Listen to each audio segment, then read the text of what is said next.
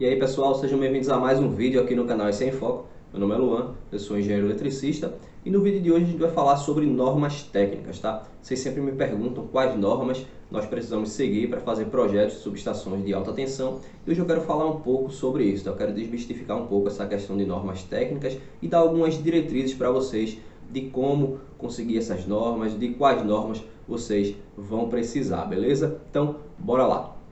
Então, pessoal, quando a gente fala de subestações de alta tensão, principalmente, né, que é a que eu costumo trabalhar mais aqui no canal, que são subestações com tensão de 69 kV, uma tensão superior, né, 230, 500 kV, a gente tem uma série de normas, uma série de órgãos que a gente precisa atender no projeto dessa subestação, certo? E o primeiro deles é a ABNT, a Associação Brasileira de Normas Técnicas, tá? Talvez seja o órgão mais conhecido aqui de nós projetistas, né, engenheiros, técnicos, projetistas em geral, as normas da ABNT. É claro que a gente precisa seguir, né? É aquela velha história, né? A ABNT não tem obrigatoriedade, entre aspas, mas a gente sempre precisa seguir para garantir que a gente está fazendo dentro da norma e caso aconteça algum problema, a gente, né, projetista, se resguardar. Então, o primeiro deles é a ABNT. E quais normas da ABNT são importantes? Eu não vou elencar, né, todas as normas da ABNT que a gente precisa seguir, mas citar algumas normas importantes aqui que a gente precisa conhecer. Por exemplo, NBR 5410 é a norma de instalações em baixa tensão. Você tem a 14039, que é da parte de média tensão. Você tem a 15751, que é de aterramento em subestações, tá? Específica para aterramento de subestações, é importante também. Você tem aí a 7117, que é a que fala sobre medição de resistividade do solo. Você tem a 5356 de transformadores de potência. Então veja que isso é uma série de normas, tá? Que não vale a pena a gente elencar todas essas normas aqui, mas é importante a gente saber que a gente precisa, né, naturalmente, atender todas essas normas aí da ABNT, cada um com a sua especificidade. Se você vai falar de disjuntor, né, se você vai projetar um disjuntor, se você vai especificar, você precisa seguir a norma de disjuntor, né? Basta você pesquisar no Google, é muito fácil de encontrar qual é a norma pertinente. Se vai falar de transformador, a mesma coisa, né? Você pega a norma transformador. Se você vai falar da chave seccionadora, você pega da chave seccionadora. Basta você dar uma procurada aí, você consegue encontrar essas normas, tá? Mas, naturalmente, você vai precisar seguir as normas da ABNT. O outro tipo de norma que é importante a gente atender é a norma NR, né? As normas NR em geral, principalmente aqui falando de eletricidade, a norma NR10, a norma regulamentadora número 10, que é a que fala sobre segurança em serviços de eletricidade, tá? Porque quando a gente projeta uma subestação, além de atender todos aqueles critérios de especificação de equipamentos, distâncias de segurança, enfim, toda a parte de projeto, né, relacionada ali nas normas da ABNT, a gente precisa levar em conta os critérios de segurança que estão previstos na NR10. Então, você tem aquela questão da área controlada, da zona de risco, né? Quando a gente faz o arranjo da subestação, a gente precisa prover meios para a manutenção e tudo isso está relacionado com aspectos de segurança, tá? Quando você vai fazer o arranjo da subestação, você precisa saber ali a distância, por exemplo, entre um pórtico e um muro, as vias de acesso, tudo aquilo para dar condições, né, de existir segurança nos serviços de eletricidade, né, quando aquela subestação que você está projetando for construída, comissionada e estiver operando, tá? Então a NR10 também é importante você conhecer, né, e saber como aplicar aquilo dentro dos seus projetos. Além das normas da ABNT e as normas NR, é muito importante conhecer as normas da concessionária, tá? Aquela concessionária para a qual você está prestando um projeto, né? Para a qual aquela subestação está se conectando. Então, por exemplo, você está fazendo um projeto aqui no estado de Pernambuco, você vai atender as normas da Neoenergia. Se você está na Paraíba, você vai atender as normas da Energisa. Se você está em outro estado, você vai atender a norma referente àquela concessionária que atende naquele determinado local.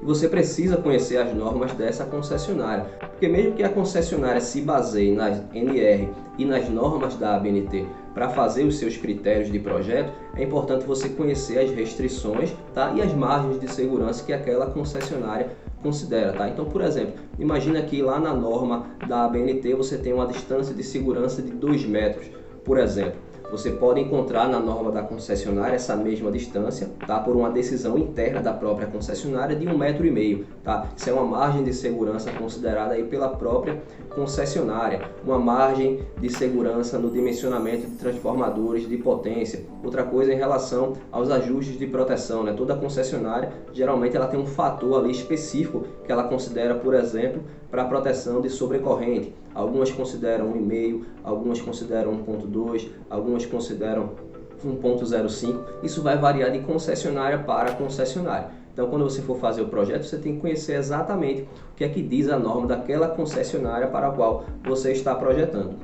E diferentemente das normas da ABNT, né, que são normas que a gente precisa pagar por elas, a norma NR, né, que a gente viu, são normas gratuitas, a gente consegue encontrar elas na internet facilmente. E as normas da concessionária também são normas que são disponibilizadas no próprio site da concessionária, tá? Geralmente você vai procurar lá no site da concessionária uma norma de fornecimento de energia elétrica em tensão de 69 kV, 138, 13.8 kV, né, em média tensão. Geralmente você vai encontrar uma norma desse tipo, né? Isso vai dar os critérios de projeto ali para uma subestação, ou a própria norma de critério de projeto. Então, são normas diferentes aí que, ou às vezes complementares, tá? Tem concessionária que coloca tudo na norma de fornecimento, tem concessionária que divide entre a norma de fornecimento e os critérios de projeto, tá? Geralmente você vai pesquisar aí um desses dois tipos, você vai encontrar no site da concessionária e lá vai ter todas as informações que você precisa para projetar a sua subestação.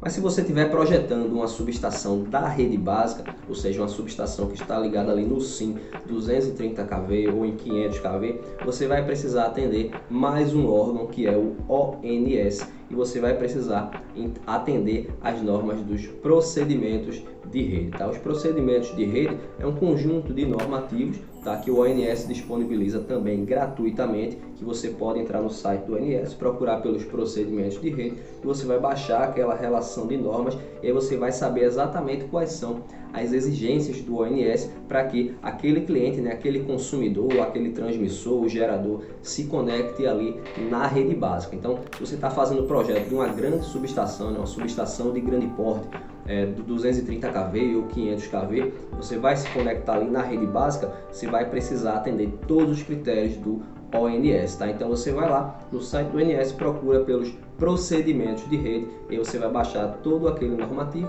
dá uma lida e você vai implementar tudo aquilo no seu projeto. Além de todos esses órgãos que eu citei, né, todas essas normas que a gente já viu aqui, existem também órgãos internacionais que a gente precisa conhecer e precisa entender aquelas normas, tá? São normas que normalmente a gente encontra em inglês, você pode encontrar em outras línguas também, mas, por exemplo, você precisa ali conhecer normas do I3E, normas da IEC, normas da IEC, do SIGRE. São órgãos internacionais que ajudam muito a complementar essas informações que a gente encontra nas normas aqui brasileiras, tá? Nem sempre a gente encontra toda aquela informação que a gente precisa nas normas brasileiras, tá? A gente sabe que é muito carente de algumas informações que a gente só encontra em normas internacionais. Inclusive, existem algumas concessionárias que recomendam, né, além de normas brasileiras, que você pesquise diretamente aquela informação na norma internacional, né? Por exemplo, normas de SPDA. Você tem a norma de SPDA brasileira, né? A 5419, é uma norma muito genérica, que vai ali desde posto de gasolina, de casa, de prédios, subestações, ela abarca tudo aquilo ali, então acaba sendo uma norma muito genérica. Quando você vai para a norma internacional, você tem normas específicas de SPDA para subestações. Então existem concessionários que acabam dando uma diretriz, né, acabam te conduzindo a procurar essa norma internacional e você projetar seguindo aquelas diretrizes. Então é muito importante você conhecer ali também órgãos internacionais, né, sobretudo o IAC, o I3E, o IAC e o SIGRE, beleza? E antes de fechar esse vídeo, uma dica importante para você que quer conseguir normas da ABNT sem ter que pagar por isso, pelo menos um valor adicional, está aqui uma dica interessante. Se você é inscrito no CREA, se você é registrado lá no seu conselho, tá? No CREA, acredito que o CFT também tenha esse benefício. Para os que são inscritos no CREA, você tem direito a solicitar através do CREA, né, lá na área do profissional, uma relação de normas da ABNT, tá? Então, se você já paga anuidade, né, aquela anuidade do CREA que aparentemente não servia para nada, agora você pode solicitar uma relação de normas técnicas e o CREA vai disponibilizar para você. Pelo menos isso é o que informa o próprio CREA, tá? Esse ano, tá? O CREA mandou um e-mail, né, para todos os inscritos lá no CREA informando esse novo benefício que você, né, que é inscrito, pode solicitar uma relação de normas. Basta você ir lá na área do profissional e escrever lá todas as normas que você quer, e aí você não precisa pagar mais nada por isso. Então acaba sendo uma ideia interessante, né? Já que para nós que somos projetistas, nós temos que manter a anuidade do CREA, né, para poder assinar os projetos e assumir a responsabilidade por eles. A gente não precisa pagar mais nada além disso. A gente sabe que para adquirir normas da ABNT de forma avulsa é tudo muito caro, né? É muito dificultado o acesso às normas da ABNT, e a gente tem esse caminho, né? Nós que somos registrados no CREA, acredito que o CFT também tem esse benefício, então você pode conseguir através da sua anuidade, beleza? Beleza, pessoal? Espero que vocês tenham gostado do vídeo. Caso vocês tenham ficado com alguma dúvida, é só deixar aqui embaixo nos comentários. Se você não é inscrito no canal, se inscreve no canal. Também segue no Instagram, que vai estar passando aqui embaixo. Também não deixa de curtir esse vídeo, que isso nos ajuda bastante a continuar produzindo vídeos como esse. Eu vou ficando por aqui. Um grande abraço a todos e eu vejo você no próximo vídeo.